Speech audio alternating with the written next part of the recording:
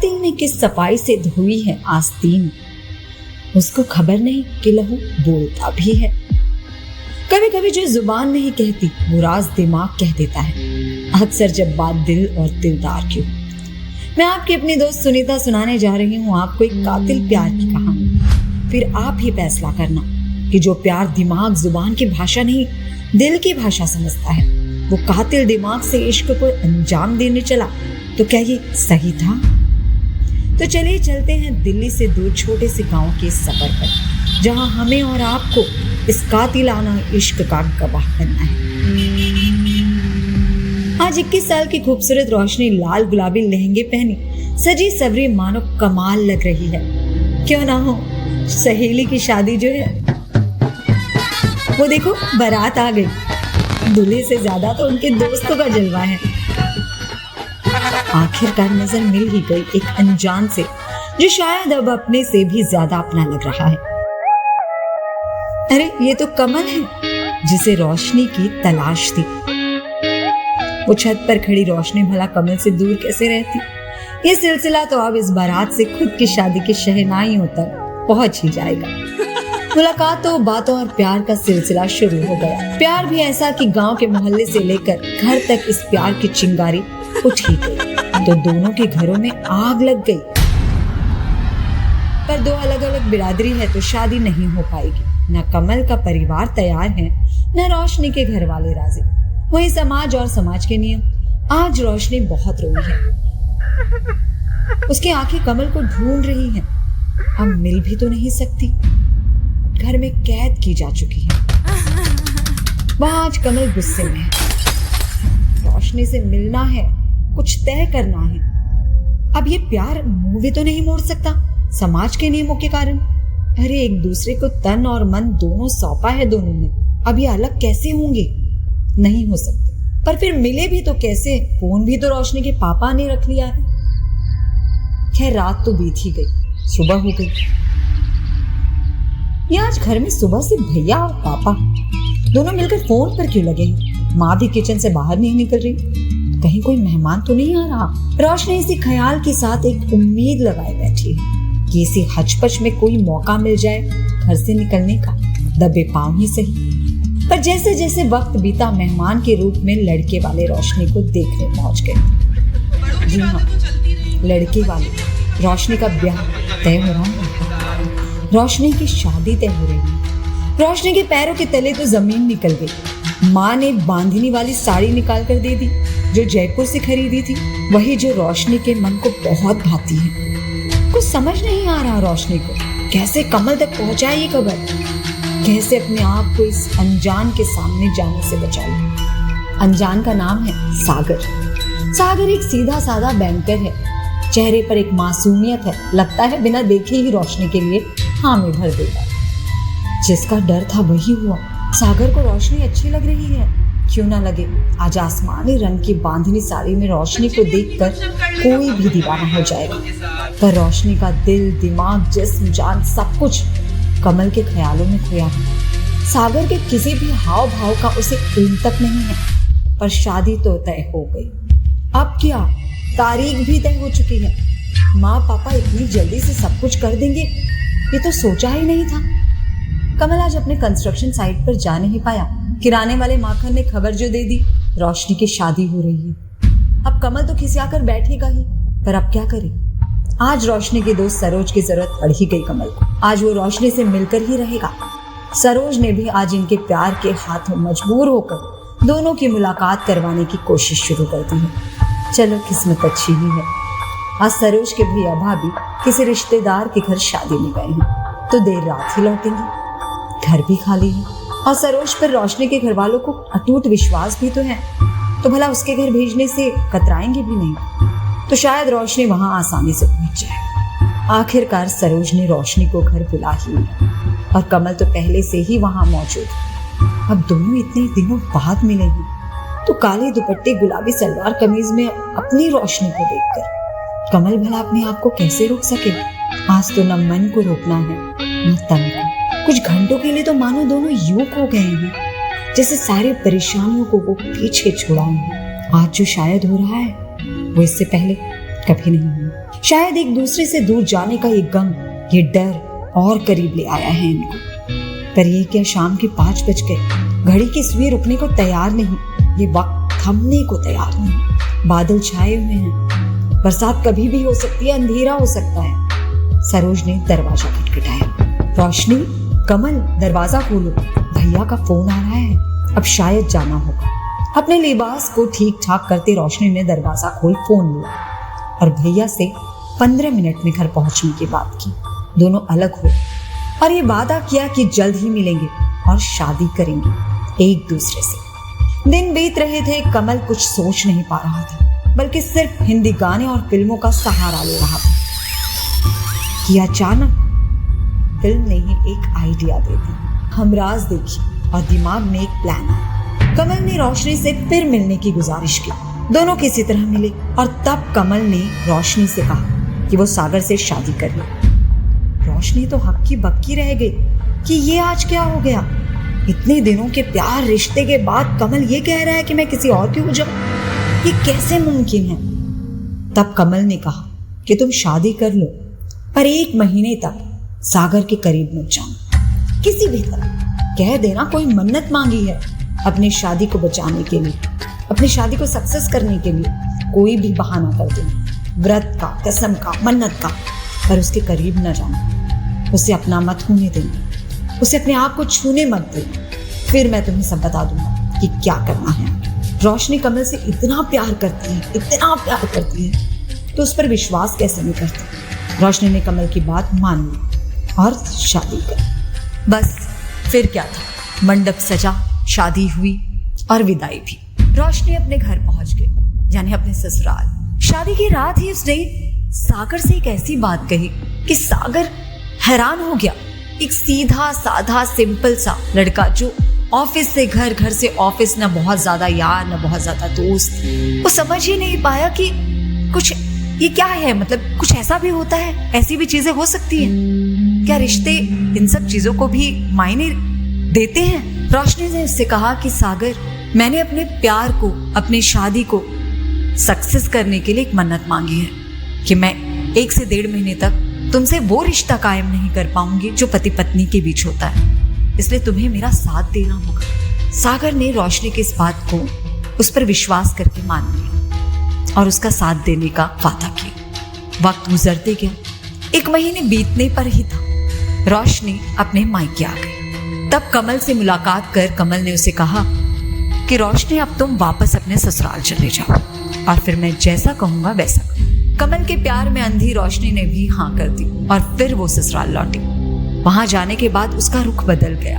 उसने सागर से कहा कि अब वक्त गुजर रहा है और मेरी मन्नत भी पूरी होने वाली है। हम एक दूसरे के इतने करीब तो नहीं आ पाए, पर कम से कम वक्त तो गुजार सकते हैं, तो चलो फिल्म देखने चलते हैं। सागर भी खुशी से फूला नहीं समाया, क्योंकि इतने दिनों बाद रोशनी उससे मिलने को तैयार है, उससे बात करने को तैयार है, उसके साथ अकेले में वक्त गुजारना चाहती है। सागर भी बिल्कुल तैयार हो गया। दोनों तैयार हुए, घर से बाहर निकले। फिल्म देखने से पहले ही रोशनी ने उसे कहा कि मेरा रिश्तेदार यही पास में रहता है, चलो उससे मिलाते हैं, बहुत दिन हो गए, मिलने के बाद फिर फिल्म दिखाएंगे। सागर तैयार हो गया, इसमें उसे कोई आपत्ति नहीं थी, पर वो क्या जानता था कि आज जिस रिश्ते के खातिर, जिस रोशनी के खातिर वो इतना खुश है, वही उसकी खुशी की कातिल बन जाएगी। जी हाँ, ऐसा ही। दोनों रिश्तेदार के घर के लिए निकले कि रास्ते में एक गाड़ी आकर, उस गाड़ी में कमल और उसका एक खास दोस्त गणेश था। रोशनी ने उसे देखा, रुकी, हंसी, बात किया और सागर से कहा कि ये कमल है, मेरे गांव में रहता है, मेरा दोस्त है, पड़ोसी है, अचानक आज यहाँ मिला है, खुशी हो रही है। सागर ने सोचा रिश्तेदार हैं, गांव के हैं, पड़ोसी हैं, दोस्त हैं, चलो अच्छा हुआ मुलाकात हो गई। सागर ने मुलाकात की, हाय हेलो किया। इसी बीच कमल ने गाड़ी में बैठने का ऑफर किया और कहा मैं आप लोगों को छोड़ देता हूँ जहाँ जा रहे हैं। सागर ने भी सोचा ठीक है, यही पास में जाना है, चले चलते हैं। सागर और रोशनी गाड़ी में सवार हो गए। थोड़ी दूर गाड़ी जाने के बाद रिश्तेदार का घर आ गए। वहां रोशनी उतरी। रोशनी और सागर गाड़ी से उतर रहे थे कि कमल ने उन्हें रोका और सागर से कहा कि सागर, मुझे 5 मिनट तुमसे कुछ बात करनी है। तुम एक काम करो, रोशनी को जाने दो, हम यहीं पास में चलते हैं, मैं एक सिगरेट पी लूंगा, बात हो जाएगी, फिर तुम लौट आना। सागर ने सोचा कुछ होगा, कोई काम हो सकता है, कोई मदद चाहिए उसे। सागर मान गया। सागर, कमल और गणेश आगे चलने लगे। उसी बीच सागर को कमल ने एक पानी का बॉटल ऑफर किया। उसे पीने के बाद सागर बेहोश हो गया, क्योंकि उस पानी में बेहोशी की दवा थी। इसी बीच कमल और गणेश ने सागर की गला दबाकर त्याग दिया। जी हाँ, वो सागर जो अपनी रोशनी पर पूरी तरह से विश्वास करता था, वो सागर जो अपनी रोशनी की मन्नत पूरी करने के लिए उसका साथ दे रहा था, वही सागर जो अपनी रोशनी का इंतजार कर रहा था, आज वो हमेशा हमेशा के लिए जा चुका था। और उसकी वजह कोई और नहीं, रोशनी और कमल का प्यार था, अंधा प्यार। फिर क्या था? सागर हमेशा हमेशा के लिए चला गया। गणेश और कमल सागर को ले गए और अपनी कंस्ट्रक्शन साइट के बगल वाली जमीन में उसे गाड़ दिया और वहां से अपने घर को रवाना हो गए। यहाँ देर रात हो चली थी। रिश्तेदार के घर से रोशनी को अब निकलना था। रोशनी वहां से चुपचाप निकली और अपने ससुराल पहुंच गई। यहाँ आने के बाद उसने अपने सास ससुर से पूछा कि सागर कहाँ है। अब सास ससुर भी हैरान कि ये क्या, रोशनी और सागर तो साथ गए थे। तब रोशनी ने बताया कि सागर ने कहा कि मैं 5 मिनट में आता हूँ, और आया ही नहीं। मैं उसे इंतजार करती रह गई। जब वो नहीं आया तो मुझे यहाँ आना पड़ा। सागर के मम्मी पापा बिल्कुल परेशान कि आखिर ये हो क्या रहा है। रात बीती, ये सोचकर कि आ जाएगा आ जाएगा। सुबह हो गई। जब सागर का कुछ पता नहीं चला तो पुलिस कंप्लेन की गई। पुलिस को लगा मिसिंग है, शायद आसपास होगा, आ जाएगा। 1 दिन बीता, 2 दिन बीता, देखते देखते 8 दिन बीत गए, कुछ पता नहीं चला। तब पुलिस ने इंक्वायरी करना शुरू की। पुलिस के हाथों कुछ नहीं लगा, शायद पुलिस सीरियस ही नहीं थी। यहाँ कमल और रोशनी खुश थे कि चलो रास्ते का कांटा हट गया। जी हाँ, ये वही रोशनी है जो कह रही थी सागर से कि मैं मन्नत मांग रही हूँ हमारी शादी के लिए, सक्सेस होने के लिए। और ये वही रोशनी थी जो अब खुश हो रही थी क्योंकि उसके रास्ते का कांटा चले गया था। अब वो और कमल मिल सकते थे। रोशनी अपने मायके लौट गई क्योंकि उसका कमल तो वही था, उसका प्यार तो वही था। वहीं हो सकती थी मुलाकात, वहीं हो सकते थे वो एक। रोशनी अपने प्यार के पास लौट गई। यहाँ सागर के पिता परेशान हो गए, उन्हें डाउट होने लगा। उन्होंने सोचा कि वक्त बीत रहा है, पुलिस कुछ नहीं कर रही। तब उन्होंने कोर्ट का दरवाजा खटखटाया। कोर्ट ने इसे क्राइम ब्रांच को सौंप दिया। दिल्ली क्राइम ब्रांच ने इसकी तलाशी शुरू की। 8 साल लगे।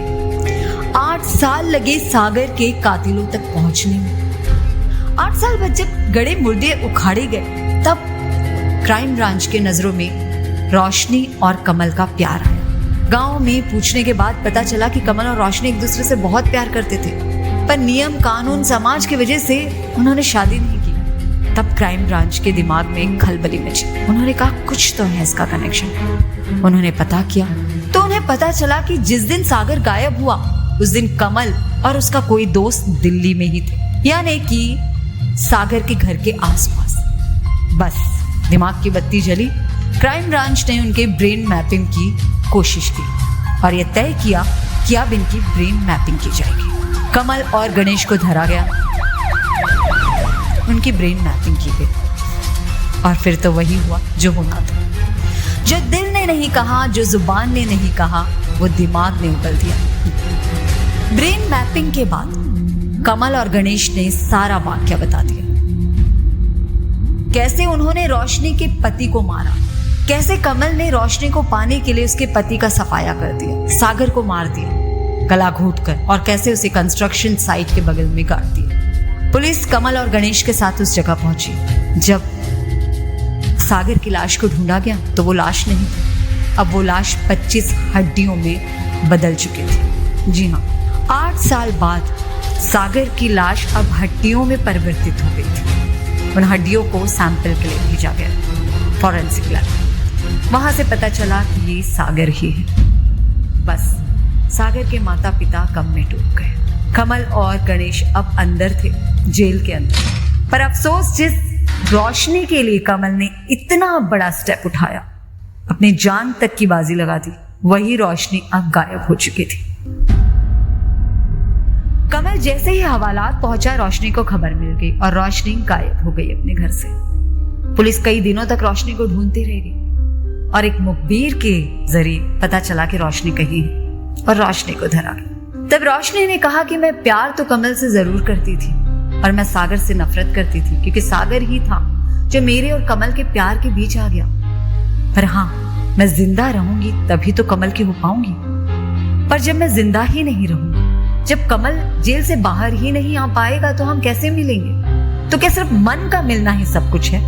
पर हमें तो मन और तन दोनों से मिलना है। तो क्या करेंगे ऐसे प्यार का? इसीलिए मैं घर से भाग गई। बस फिर पुलिस ने रोशनी को भी हवालात में बंद कर दिया। ये किस्सा आज मानो किसी खंडहर में खो गया है। न फैसला हुआ है, न कातिलों को सजा मिली है। बस एक चीज हो गई कि दुनिया में ये मिसाल बन गई कि क्या प्यार ऐसा भी होता है। जो दिल और आंखों की भाषा समझता है, क्या वो दिमाग की भाषा समझने लगा? वो भी ऐसे शातिर दिमाग की कि तन और मन को मिलाने के लिए, दो दिलों को मिलाने के लिए एक जान के टुकड़े टुकड़े कर दिए। वो भी उस जान के जो रोशनी को अपनी जान समझ रहा था। अब आप ही बताइए, क्या आपने भी तो किसी से प्यार किया होगा? आपने भी तो शादी की होगी। आप भी तो शादीशुदा जिंदगी में पूरी तरह से रम गए होंगे। आपने भी तो किसी से वादा किया होगा, किसी का वादा तोड़ा होगा, अपने प्यार को तोड़ा होगा, अपने प्यार को भुलाया होगा, और शायद ना भुला कर भी अपनी शादी को निभा रहे होंगे। किसी दिल के कोने में प्यार भी जिंदा होगा, किसी दिल के कोने में शादी भी जिंदा है। तो क्या आप किसी को मारने चल पड़े? क्या ये सही है? इसका जवाब सिर्फ आप ही दीजिएगा। बस आप सोचिएगा। आपकी अपनी सुनीता तो बस इतना ही कहती है कि प्यार तो प्यार है, आप उसे भुला नहीं सकते, पर उसके लिए किसी की जान लेना ये तो गलत है। ये तो प्यार नहीं हो सकता। अगर प्यार है तो आप प्यार देंगे, प्यार लेंगे, किसी की जान देंगे या लेंगे नहीं। खैर, आज की कहानी तो बस इतनी है, क्योंकि शायद इसके बाद ना मैं कुछ कहना चाहूंगी, ना आप कुछ सुनना चाहेंगे। अब अगली बार मिलेंगे किसी ऐसी कहानी के साथ जिसमें सिर्फ प्यार हो, कत्ल नहीं, इश्क हो, जज्बात हो, कातिल नहीं।